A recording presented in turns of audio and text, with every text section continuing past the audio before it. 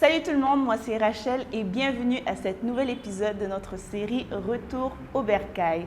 L'invité d'aujourd'hui s'appelle Lionel, c'est un artiste basé à Kinshasa et moi je le considère comme un influenceur. Si vous cherchez quelqu'un sur Instagram qui parle du Congo et qui le présente dans toute sa splendeur, alors Lionel, c'est la première personne que vous allez trouver sur Instagram. Alors aujourd'hui, il va nous parler de son parcours et nous expliquer les raisons qui l'ont incité à quitter la Belgique après ses études pour revenir à Kinshasa.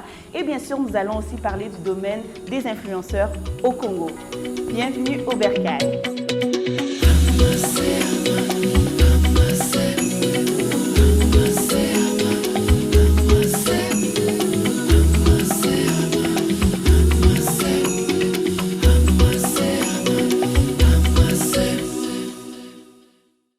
Alors, je suis maintenant rejoint avec l'invité du jour, Lionel. Bonjour Lionel. Bonjour Rachel. Merci beaucoup d'avoir accepté mon invitation. Merci. Et bienvenue au Bercail. Merci. Je vais te laisser un peu te présenter, question que les gens qui regardent la vidéo apprennent à te connaître un peu. D'accord, je m'appelle Lionel Makwenge, je suis un Congolais né à Bruxelles, mais grandi au Congo. Enfin, j'ai beaucoup voyagé. Je suis un créateur de contenu, passionné de la photographie et des voyages. Ouais, je pense que je dis... Ouais, c'est une bonne présentation. Ouais, l'essentiel, ouais. Short and sweet. Super. Alors, avant qu'on commence qu'on mette dans le vif du sujet, j'aimerais qu'on puisse faire un petit jeu, juste pour te dégourdir un peu. Ok, ça commence bien. Donc, le jeu, c'est juste un jeu questionnaire éclair. Réfléchis pas 10 minutes pour pouvoir réfléchir, pour pouvoir répondre. Tu vas vraiment avec la première chose qui te vient en tête. Ok. 2 mots qui te décrivent très bien. L'art et la créativité. C'est un peu la même chose, mais j'ai pas réfléchi. Il n'y a pas de souci. C'est correct. Un trait de caractère qui te plaît chez toi. Un trait de caractère.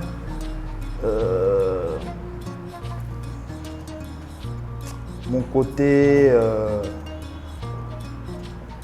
Je ne sais pas, je pense à beaucoup de choses. La première chose qui te vient au bout de la langue. Ma sincérité. Ta sincérité. Ouais, ma sincérité. Ouais. Super. Et maintenant, un caractère qui te déplaît le plus chez toi. Mon côté paresseux. Oui, j'ai un petit côté, une petite paresse. Ouais, ok. Bon, au moins tu le reconnais. Oui. Mais tu travailles dessus. Je travaille dessus. Ok, super. Alors dis-moi, mais là par contre, il va falloir que tu réfléchisses un peu. C'est une question un peu philosophique. Ok. Je te donne 30 secondes pour y réfléchir. Ok. Es-tu plus du genre, il est important de savoir où l'on va ou il est plus important de savoir d'où l'on vient? Les deux. Ok. Oui, c'est les deux parce que je pense que il faut d'abord se connaître, savoir d'où on vient, savoir connaître ses erreurs du passé, connaître ses succès du passé. Et c'est pour mieux travailler sur soi-même et pour mieux anticiper, avoir un meilleur futur. Donc je pense que c'est les deux, il faut tenir compte des deux, oui. Super. Intéressant. I like that. Good. Donc là, on a terminé avec la partie jeu. Ah, la dernière question. Dis-moi, c'est quoi ton mets congolais préféré? Mon mets congolais préféré, c'est les ndakala. D'accord, ok. Tu sais ce que c'est? Oui, je sais c'est quoi. Non, je sais pas, parce que les gens à qui ils ne savent pas en général. Donc. Le ndakala, ils ne savent pas? Non. Mais ils appellent ça comment, les frétins? Ouais. Ah. Enfin, je pense que c'est un truc qu'on consomme plus à l'est et au sud du Congo. Oui, ici, un peu moins. Ah, bah tu vois, je viens d'apprendre quelque chose, je ne savais pas du tout. Super. D'accord. Alors là, on va commencer avec l'entrevue, sens-toi à l'aise. Tu peux prendre le temps pour répondre, prendre le temps de réfléchir à ta réponse. Parle-moi un peu de ton appartenance avec le Congo. Tout à l'heure, tu as mentionné que tu es né à Bruxelles, mais tu as grandi ici. Tu as passé combien de temps à Bruxelles? Donc, parle-moi un peu de ça. Ok, alors oui, je suis né à Bruxelles, mais ma famille a toujours vécu ici au Congo, plus précisément à Lubumbashi. Et donc j'ai passé mon enfance à Lubumbashi. J'ai fait mon école secondaire à Kinshasa et je commençais l'université. Je suis retourné en Belgique. Bon, pour moi, c'était un peu comme une première fois. Donc, je considère que j'ai plutôt grandi au Congo, même si je suis né en Belgique. Donc, je suis un enfant du Congo, mais je suis aussi lié à la Belgique parce que j'ai un certain vécu, une autre vie là-bas. Et voilà. Et depuis fin 2016, je suis revenu me réinstaller au Congo, finir mes études ici et voilà, je suis là aujourd'hui. Okay. Et qu'est-ce qui t'a motivé à revenir, finir tes études ici et puis complètement t'installer ici plutôt que de rester en Belgique? Parce que, en fait, moi, quand je dis aux gens, aux taximens, des fois, je leur dis, ouais, non, je suis revenue m'installer ici. Ils me disent, ah, Mokoyo, et le quoi bien zaté, comment tu fais pour quitter l'Occident? Tu as eu l'opportunité de partir en Occident et puis toi tu reviens ici. C'est quoi ton problème? Alors dis-moi, toi c'est quoi ton problème? Pourquoi tu as quitté, tu es venu? Franchement, avant tout, la nourriture. Ah ouais? Non, mais sérieusement, il y a plusieurs choses qui fait que je sois revenu ici. Il y a plusieurs choses, hein, franchement. Mais je pense que la cause principale, c'est vraiment la façon de penser des gens de l'Europe, en fait. J'avais l'impression qu'ils ne pouvaient pas me comprendre parce qu'ils ne savaient pas d'où je venais, ils ne savaient pas où j'allais. Moi, mes parents ils m'ont envoyé en Europe pour faire mes études. Je suis allé chercher des outils, j'étais en mission. Mais eux, ils ne savaient pas d'où je venais, ils ne comprenaient pas ma mission. Donc, du coup, sur certains points, sur certaines choses, on n'avait vraiment pas le même point de vue, la même vision. Okay. Et du coup, ça c'est l'une des raisons, mais il y a vraiment plusieurs choses. Hein. Il fait froid là-bas, j'ai un peu déprimé. Et puis moi je suis quelqu'un, j'aime l'aventure, je ne suis pas quelqu'un de casanier. De casanier, oui, j'aime bien bouger, j'aime bien voyager, j'aime bien la nature, surtout ça. Moi je suis quelqu'un, toutes les semaines je suis en dehors de la ville.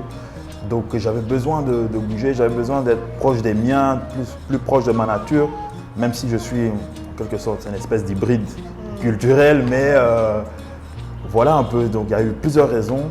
Mais la chose qui a déclenché mon déplacement vers le Congo, c'était mes études c'était super difficile. Je ne sais pas si c'était la difficulté des études ou si c'était moi.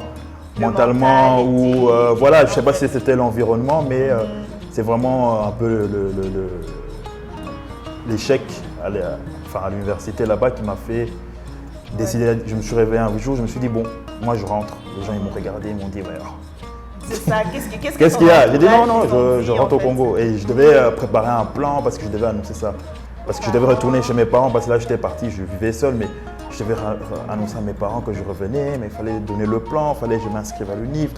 Et ça s'est fait brutalement. Hein. C'est vraiment en 2 semaines, j'ai tout emballé, j'ai tout vendu, je suis revenu. Waouh! Ouais. Et puis tes parents, ils ont réagi comment quand tu leur as dit ouais non, moi je quitte Poto non. pour revenir. Je quitte les Mikili. Il y a des gens qui appellent ça les Mikili, moi ça me tue quoi. Bon, je voulais pas qu'ils voient ça comme un échec. Okay. Ou un truc, on l'envoie en Europe, il a échoué, il revient. Non, je voulais juste que ça soit, qu'ils comprennent que ça soit une prise de décision sérieuse, okay, personnelle, où j'avais besoin de me sentir mieux, de me sentir bien dans mon environnement. Et j'ai dit, voilà les parents, je ne serai pas peut-être dans la meilleure université du monde, mais voilà, je me réinscris à l'UNIF. Mais au Congo, je recule un peu dans ma vie, ok, mais c'est pour mieux me relancer. Ok.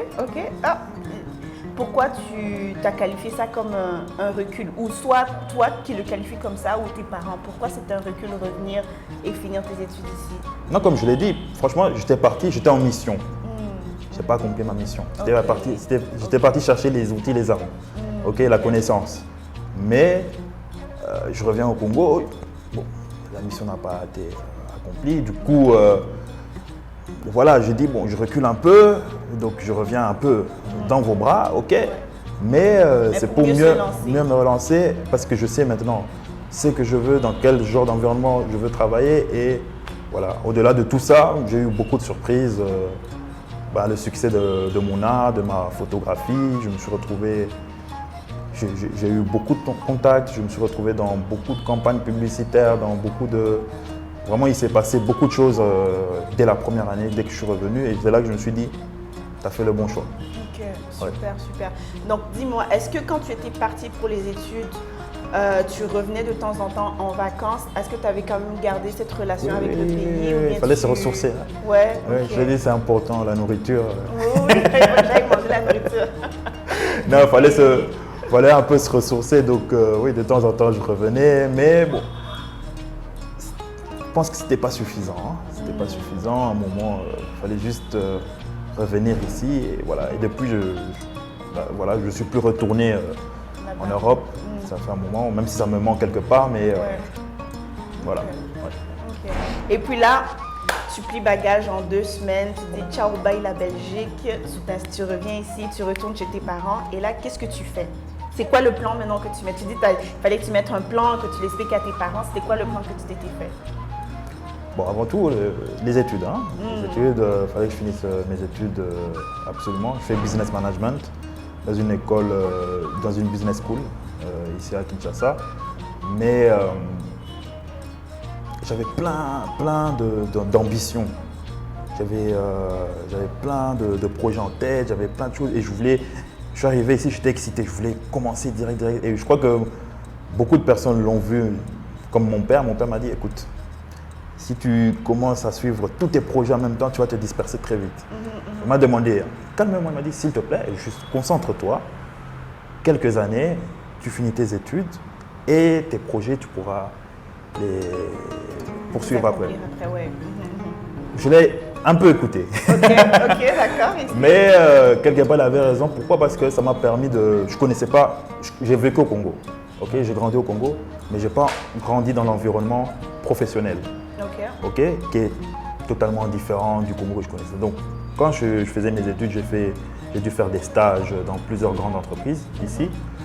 Et j'ai dû écrire un mémoire aussi. Ça m'a permis de rentrer un peu dans le milieu, de voir un peu le milieu professionnel à Kinshasa, ici au Congo, comment ça se passait. Et vraiment, c'était une réalité qui n'était pas facile. Hein. Ah ouais? Ok. Ouais, après.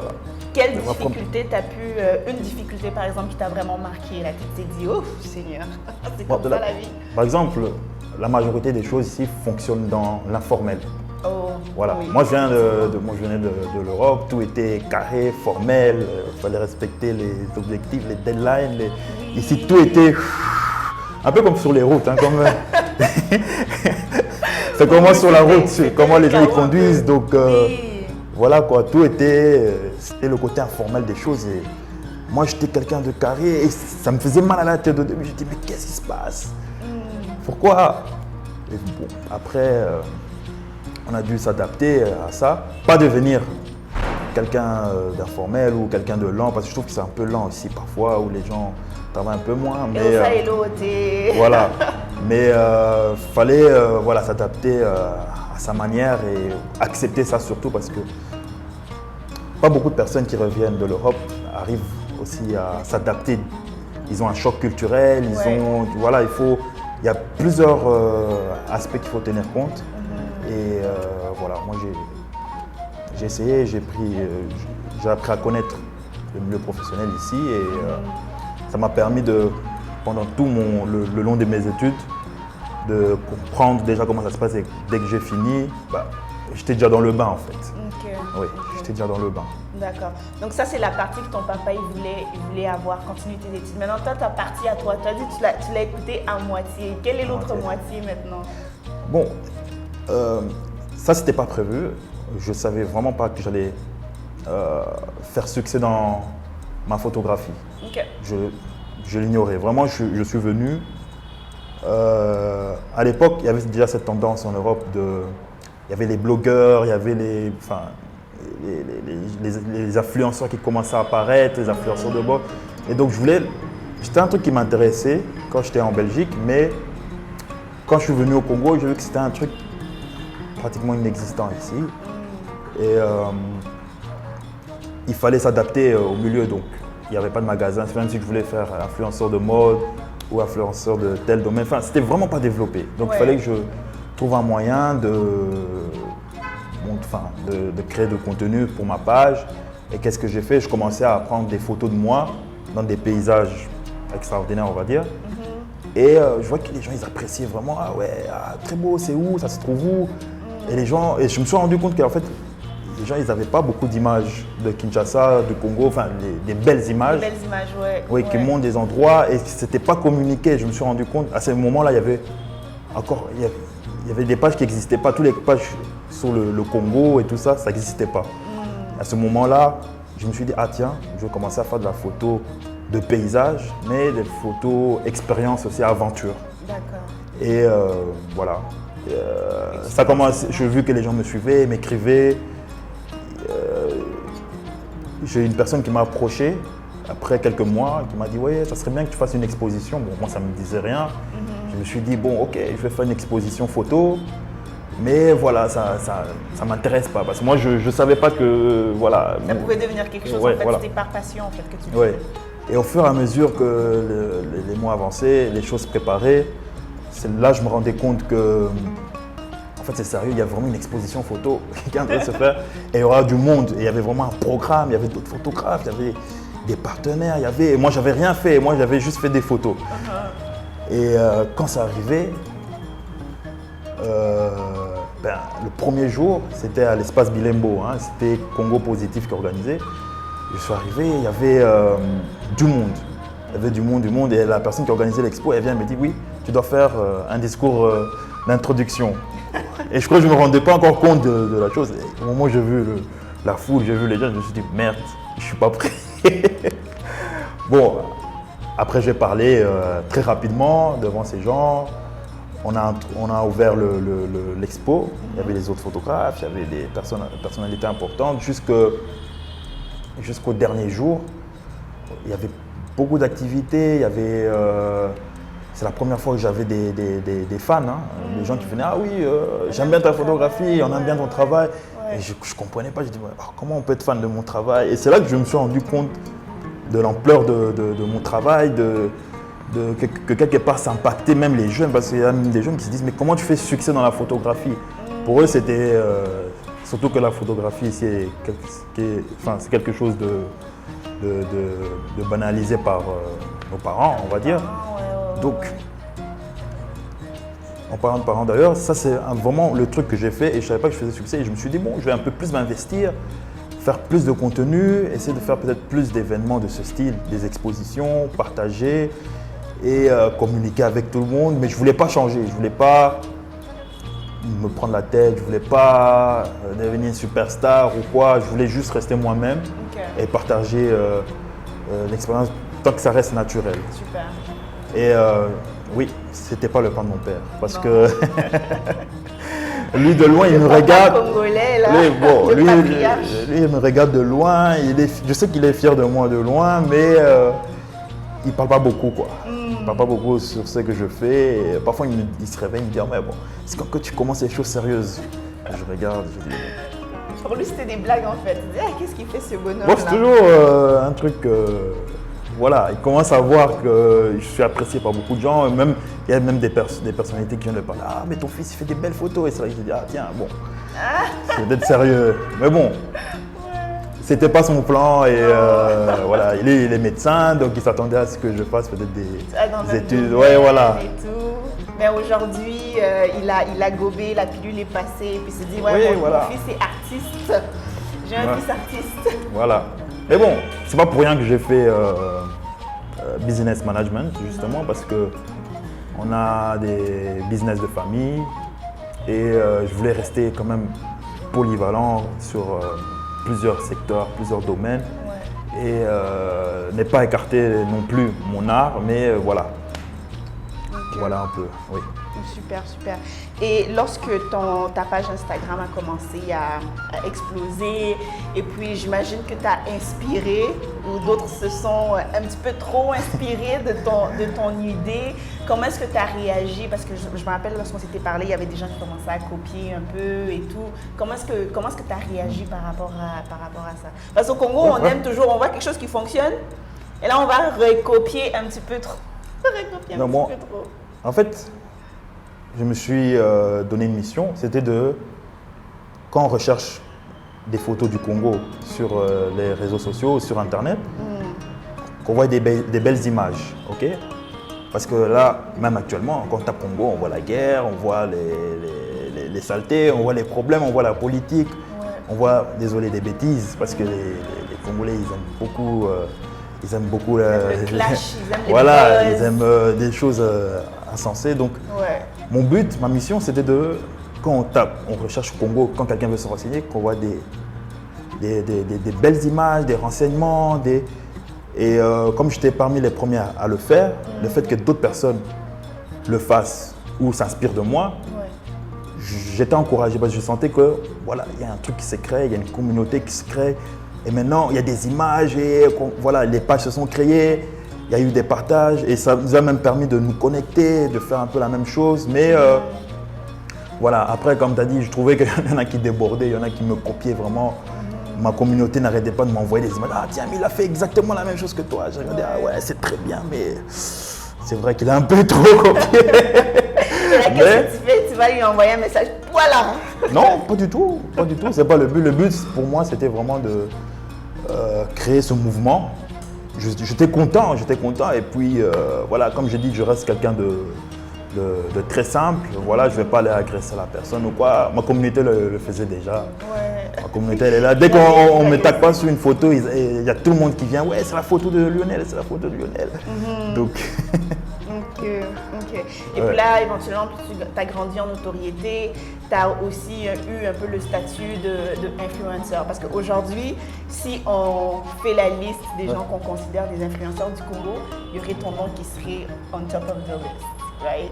Et puis, en tout cas, moi, je considère que tu serais pas mal parmi les tops. Comment est-ce que toi, tu vois le domaine parce que là, on parle de influenceur, sans nécessairement comprendre qu'est-ce que ça veut dire influenceur. Toi, déjà, est-ce que tu te considères comme un influenceur? Comme tu l'as dit, hein, on m'a fait porter plusieurs chapeaux. Donc, parfois on dit que je suis influenceur, parfois on dit que je suis photographe, parfois on dit que je suis coach sportif ou guide touristique ou un globe-trotter, même si je n'ai pas fait beaucoup de pays. Les gens ils pensent que j'ai voyagé dans tout le monde entier, mais pas tant que ça. Et on m'a collé plusieurs étiquettes et même parfois, moi personnellement, je ne me suis jamais considéré vraiment comme un influenceur, mais parfois, on me fait des propositions de partenariat. Je dis bon, vas-y, j'ai utilisé cette casquette pour cette fois ou pour expliquer à certaines personnes, je dis juste je suis influenceur ou je suis photographe. Ça dépend vraiment du contexte. Mais je pense que ta question c'était… comment est-ce que tu vois le domaine de l'influenceur au Congo? Oui, je pense que c'est… déjà moi, je ne reflète pas vraiment cette notion d'influenceur parce que moi et plusieurs autres personnes qui se disent influenceurs au Congo parce que je pense que c'est quelque chose qui n'est pas que c'est pas développé, mais l'environnement est différent aussi. L'environnement des réseaux sociaux, la jeunesse, les tendances, les personnes connectées, les habitudes des Congolais, c'est vraiment différent et c'est quelque chose qui n'est pas qui n'est pas autant développé que les autres pays africains voilà, mais comme je pourrais donner un ça exemple, bouge. Ça bouge. Très facile, je pense il y a Kenyan Airways ou Tanzanie, bref, il y a un des pays de l'Est là-bas ils ont commencé à faire des vols directs de leur pays jusqu'à Goma. Ils ont fait un événement en fait avec des influenceurs et il n'y avait aucun influenceur au Congo. Ils ont amené des influenceurs de d'autres pays africains pour visiter le Congo et faire la promotion du Congo, donc de Goma. Mais il n'y avait aucun influenceur congolais. Et pourquoi est-ce que tu penses que ce domaine-là ne se développe pas aussi rapidement au Congo que dans les autres pays africains? Comme je l'ai dit, ça dépend vraiment du contexte. Il y a plusieurs enjeux, il y a plusieurs facteurs qui font que ça ne se développe pas. Par exemple, il y a aussi une question de mentalité. Une question de mentalité. Les gens, quand tu es influenceur ici, bon, il y en a qui ne te soutiennent pas vraiment, il y a beaucoup de jalousie, mais en même temps, il faut savoir qui tu cibles. Tu sais que il y a un écart social entre les pauvres et les riches ici, on va dire, et qu'il n'y a pas une classe moyenne. Il y a une classe moyenne, oui, mais elle n'est pas si large que ça. Et je pense que vraiment, il y a plusieurs facteurs qui rentrent en jeu là. Tu vois. Je pourrais encore développer, mais je pense que principalement, c'est l'environnement et la société du Congo. Parce que moi, je suis très suivi. On me donne de la force, mais la majorité de ma communauté se trouve à l'extérieur. Ok. À l'extérieur en Afrique ou complètement à l'extérieur de l'Afrique? Non, partout. Parce que même les autres pays d'Afrique me soutiennent plus que les gens du Congo. Parce que, par exemple, je suis allé au Sénégal. Il y a une photo qui m'a fait décoller, c'était devant le monument de la Renaissance. J'ai pris cette photo, bon, moi je ne savais pas que ça allait décoller et je l'ai postée juste comme ça. Et je pense que c'est ma photo la plus repostée depuis que je commençais à publier sur Instagram. Et vraiment les gens de l'Afrique de l'Ouest, ils m'ont donné de la force, ils m'ont soutenu, ils m'ont partagé des pages, ils ont essayé de me connecter, ils ont essayé de me rencontrer, ils m'ont invité. Wow. Et c'était très dynamique, c'était différent. Alors qu'ici, bon. Ça traîne de la patte un peu. Voilà. Ouais. Voilà. Après, il y en a qui disent qu'ils sont influenceurs, mais ils ne peuvent pas vivre de ça. Parce que, oui, il y a beaucoup d'activités, de business, mais c'est pas encore. Il n'y en a pas encore assez pour voir, parce que tu fais vite le tour de Kinshasa. Hein. Ouais. Tu fais les hôtels, les restos, et puis c'est fini. Voilà. Oui, effectivement. On dit que Kinshasa, c'est une ville-province, mais en même temps, je la trouve petite. Oui, voilà. C'est bon. Ça reste la capitale, mais tu as vite fait le tour et tu pourrais créer du contenu, mais au bout de quelques mois, tu vas sentir que ton champ se réduit, se rétrécit. Et puis même ta cible, si tu cibles que les Congolais, bon, voilà, faut voir comment travailler ça. Mais je ne pense pas qu'il existe quelqu'un purement influenceurs ici, et même si vous voyez les influenceurs du Congo, si vous leur demandez c'est quoi leur métier, ils ne vont pas vous dire directement je suis influenceur, à moins que la personne soit encore inconsciente et qu'elle se dise ça sera ça mon métier et je vais gagner de ça. Bon, je pense qu'il y a du potentiel, mais ça va évoluer sûrement avec le temps, ça va se développer et peut-être prendre une forme qu'on ne connaît pas. Une forme différente. Une forme différente. Il faut l'adapter en fait. Il faut l'adapter, oui. Voilà. D'accord. Alors tu considères que pour développer le domaine des influenceurs ici au Congo, ça serait de l'adapter à notre société, à nous en fait? Bon, il faut que la société aussi soit prête, tu vois. Si elle n'est pas prête, c'est pas quelque chose aussi qui va... Il faut rester réaliste aussi. Hein. C'est pas quelque chose aussi qui va décoller comme ça. Comme je dis, c'est vraiment une question de mentalité, une question... de tendance, il faut vraiment voir si notre environnement est prêt à développer le marché des influenceurs. Quoi. Mais voilà. Et il faut bien le comprendre aussi parce que les gens ils ont un problème de compréhension de la notion d'influenceur. Après ils deviennent trop commercial, trop fake, trop... ils se pensent, ils se la prennent. On me reconnaît dans la rue alors je suis quelqu'un. Mais ici ça prend vite la grosse tête aussi, donc... Ce qui est un peu dommage.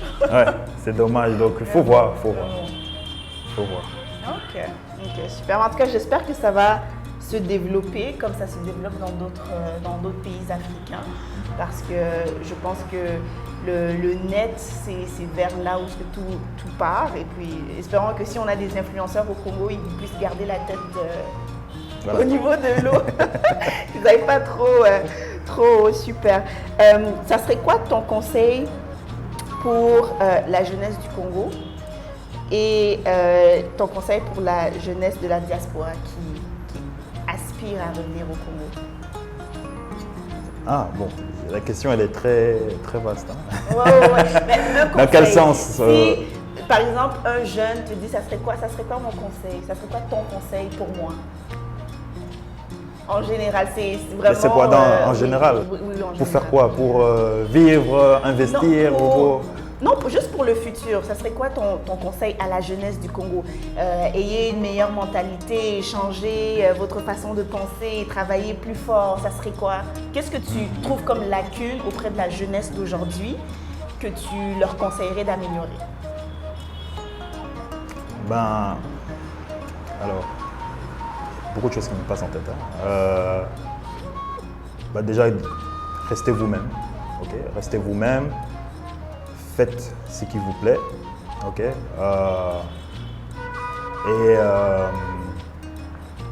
Surtout, soyez pas égoïste, partagez. Parce que c'est pas pour vous, c'est pour tout le monde. On est là, on est tous congolais parce qu'on a beaucoup de problèmes ici en interne au Congo. Les gens ne veulent pas donner de la force, ils ne veulent pas partager, ils sont jaloux. Donc partagez, n'hésitez pas, on n'est pas ennemis. On n'est pas ennemis. Ouais. Et voilà, il faut oser faire les choses que vous aimez, il faut rester vous-même surtout. Voilà. Et ton conseil pour la jeunesse de la diaspora, mais qui aspire à revenir? Donc là, cette question elle est beaucoup plus spécifique. Les gens qui aspirent à quitter l'Occident pour revenir s'installer ici, qu'est-ce que tu leur dis à tes compatriotes là, restés en Belgique, dépressifs, qui veulent venir prendre du soleil? Bon, déjà, soyez prêts. Il faut être prêt parce que au Congo, il faut bien serrer la ceinture. Dès que tu arrives, c'est la guerre. Non, mais. Il est chaud. Non, sérieusement, il faut être